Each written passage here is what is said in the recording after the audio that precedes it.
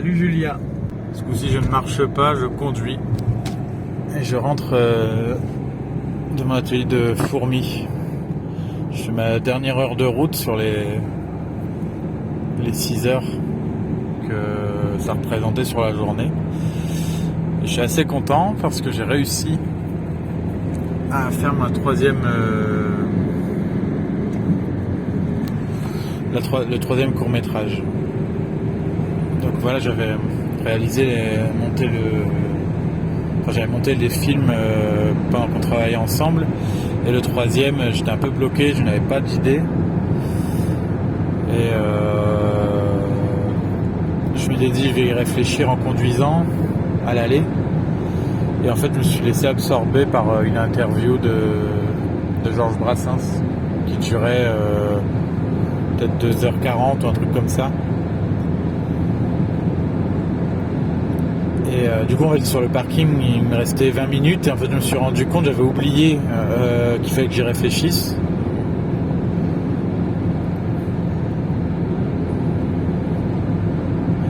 Et en fait, du coup, il me restait 20 minutes pour y penser, savoir ce que j'allais faire arriver là-bas. Enfin, je savais que j'allais leur montrer les 2 premiers films pour avoir leur avis. Et puis voilà, après, j'aurais à meubler quand même pas mal de temps du reste. Donc 1h30. Quand même à faire, alors à dire 1h15, 1h10, en sachant que j'avais quelques retakes à faire de la séance précédente pour travailler quelques voix off et enregistrer celles des personnes qui étaient absentes à la séance il y a 15 jours. Donc en fait j'ai eu une idée, j'ai écrit un petit texte. En fait je me suis dit que la meilleure façon de pouvoir créer du temps utile, c'était de les filmer. Et il fallait que je trouve une façon de les filmer. Du coup, j'ai fait une espèce de petit jeu comment on dit, un petit jeu de rôle. Je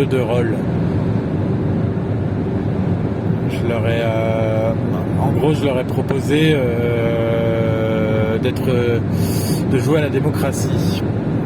Une sorte de démocratie appliquée où ils devaient incarner des membres d'une société qui devaient s'exprimer sur l'alimentation. En face d'eux, il y avait le président de tous les centres commerciaux de la France, d'un côté. À côté, il y avait la présidente de toutes les marques alimentaires. Et il y avait la ministre attachée à l'alimentaire. Donc celle des cantines, celle des EHPAD. Et donc je leur avais dit, voilà, vous dites-vous que ce coup-ci ça y est, vous avez 1 heure, vous représentez la société française, vous représentez ses problèmes, vous représentez les vôtres, et dites-vous que vos problèmes ont un rôle à tenir dans la société. Donc vraiment c'était un truc sur la liberté d'expression, je voulais vraiment qu'il se lâche, et c'était un peu sans filet. C'est-à-dire, si je me plantais là, j'avais l'air un peu d'un con. J'avais vraiment la trouille. Et donc je leur propose ce truc-là. En leur disant qu'ils ont 10 minutes pour mettre un peu leurs idées claires, prendre des notes. Mais que voilà, il fallait pas réciter leurs notes, il fallait parler, pas hésiter à embrayer dès que quelqu'un avait terminé. Voilà, c'était une espèce de grande consultation citoyenne, un truc dans le genre, tu vois. Et ça a super bien marché. Je me suis mis en fait, donc les 3 personnes qui représentaient les différentes institutions du pouvoir étaient incarnées par les référents sociaux, donc celui de la FAD, celui du CCAS et celle de la structure qui représente la culture dans le département. Donc chacun représentait ça, et du coup en fait c'était un peu des réceptacles des doléances des différents participants. C'était trop bien. C'est la première fois que j'arrivais à filmer des gens qui donnaient leur avis, qui exposaient vraiment sans la trouille leur ressenti sur le gaspillage, sur les pesticides, sur le plastique. Enfin, ça a abordé un panel de thèmes assez vaste, et les gens étaient hyper à l'aise. Hyper à l'aise pour parler de leurs pépins, de ce qui les préoccupait, et aussi hyper à l'aise avec la caméra. Et du coup c'était vraiment, je suis ressorti de là, mais J'étais à 2 doigts de pleurer parce que j'ai jamais réussi à faire ça.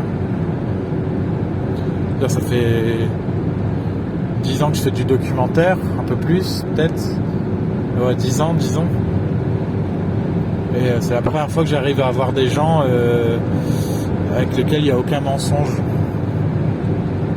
Ils savent que la caméra est là, ils savent ce que je vais faire avec ces images-là. Et ils savent que ce qu'ils vont dire est important. Enfin, ils acceptent de jouer le jeu, en fait. Il n'y a aucune dissimulation de ma part et c'est assez... c'est pas forcément évident pour moi d'y arriver. D'habitude, je sauve un peu les meubles au montage. Je me dis, bon, je vais faire quelque chose et puis je vais faire ce que je veux vraiment en post-production. Tandis que là, non, les gens regardaient la caméra et ils avaient vraiment envie d'exprimer quelque chose. Là où il y a aussi une satisfaction, c'est que je suis persuadé que... Donc c'était sur 6 séances, et je suis persuadé que sur la première, ils en auraient été incapables. Ils n'auraient jamais osé dire quoi que ce soit. D'ailleurs, ils ne voulaient pas être filmés au tout début. C'est ce que j'ai appris là, au moment du petit bilan. Ils ne voulaient pas être filmés. Et en fait, je les ai filmés... j'avais oublié, je les ai filmés en disant que je ne prendrais que le son. Et c'était pas un mensonge, hein, c'était vrai, je voulais vraiment prendre que le son et voir par la suite ce que j'en ferais. Là, quand j'ai filmé leur visage sur l'énumération des menus. Et en fait, je les ai utilisés les visages parce que je les trouvais beaux, mais j'ai oublié de les prévenir. Je leur ai pas dit. Et en fait, ça leur a plu quand même. Enfin, je veux dire, ils se sont pas braqués, ils ont eu confiance en moi. Enfin, je dis pas tout ça parce que je suis fier, mais je dis tout ça parce que ça me permet de faire un retour sur cette expérience et sur cette méthodologie que j'ai changée.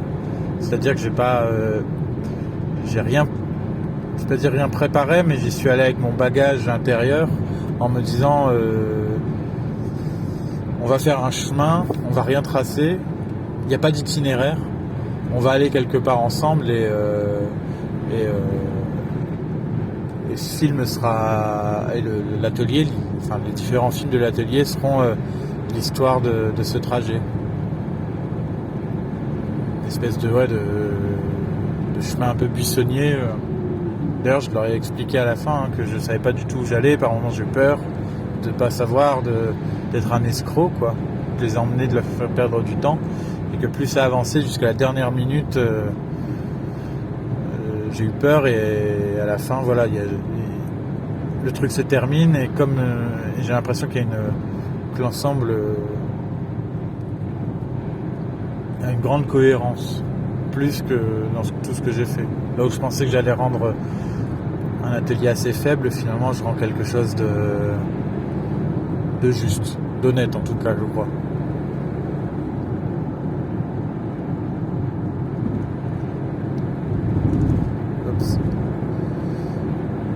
C'est marrant de filmer comme ça parce qu'en fait ça me fait penser à un film de quelque chose qui s'appelle les groupes Medvedkin. C'est en gros une idée de Chris Marker dont je t'ai filé un film, 3 films. Il était allé si tu veux dans les années fin 60 ou je sais plus, fin 60 ou avant mai 68, je sais plus dire. Mais bref, il est allé dans les usines de la Rodiaceta à Besançon. Ou bien c'était les usines Peugeot de Sochaux. Enfin, un des deux, mais il n'y a pas ceux deux. Et il est allé là-bas filmer les ouvriers pour raconter leur vie. Il filmait leur quotidien, les interviewer chez eux, etc. Et à la fin, il projette le film. Et les ouvriers disent bah, c'est bien, mais c'est pas tellement ce qu'on vit en fait. Nous, c'était bien beau de nous filmer, mais toi tu travailles pas, je n'ai qu'une personne qui filme, quoi, qui filme des travailleurs, et c'est ton film, c'est pas le nôtre. Donc c'est à partir de là qu'il a initié la création des groupes Medvedkin avec d'autres réalisateurs. Il a apporté plein de matériel, plein de pellicules, plein de films pour permettre à ces gens d'être autonomes, de réaliser leurs propres films. En fait, de leur permettre d'avoir, de libérer leur voix, de leur donner un écho, ouais, c'est ça, quoi, de pouvoir s'exprimer.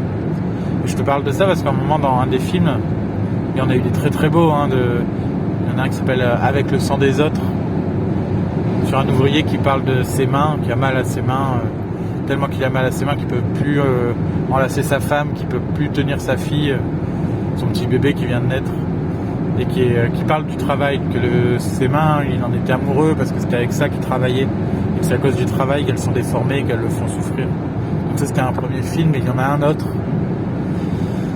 qui s'appelle Lettre à Paul Seb. Donc je raconte des choses, c'est peut-être inexact, c'est que sur du souvenir. Et dans Lettre à mon ami Paul Seb c'était le documentaliste, le référent du comité d'entreprise de la boîte. En fait, c'est deux types qui font un documentaire, qui vont, je crois, à une présentation de film en voiture, et c'est sur les autoroutes des années 70. Il y a un péage, tout ça. Peut-être pour ça que d'ailleurs j'ai commencé le film sur un péage, je viens de m'en rendre compte là. Il y a un péage et il y a toutes ces lumières là, des feux qui dansent, tout ça. Et ces deux types, peut-être trois, parce que peut-être il y en a un à l'arrière de la voiture, et ils se passent la caméra mutuellement et ils s'amusent. Et ils racontent les possibilités du cinéma. À quel point tout ça c'est comme une voiture en fait. C'est la caméra,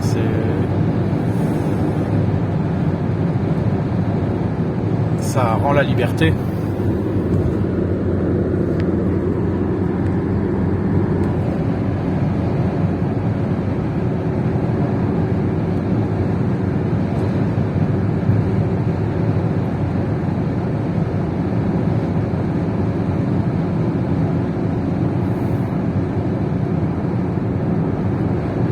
C'est une vidéo un peu longue et je sais pas comment la conclure trop.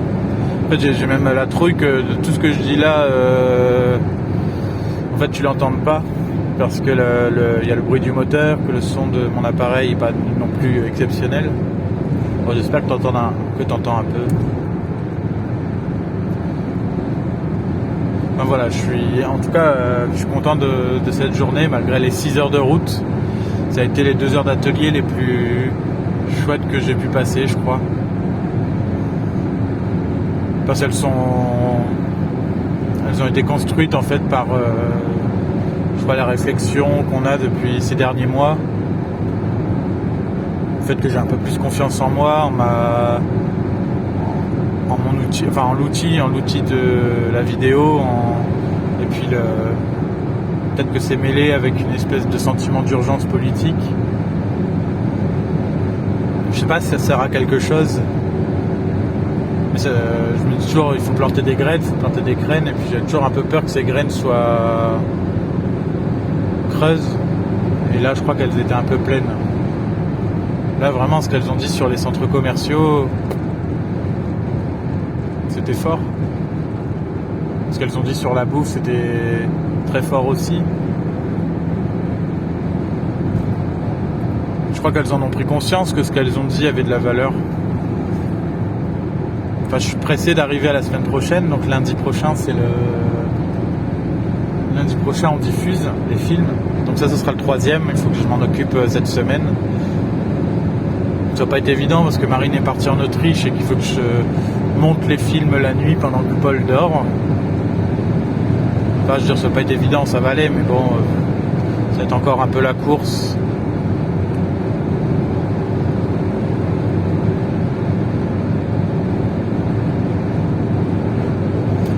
Voilà. Bon, j'espère que tu vas bien. Vivement la suite. À bientôt.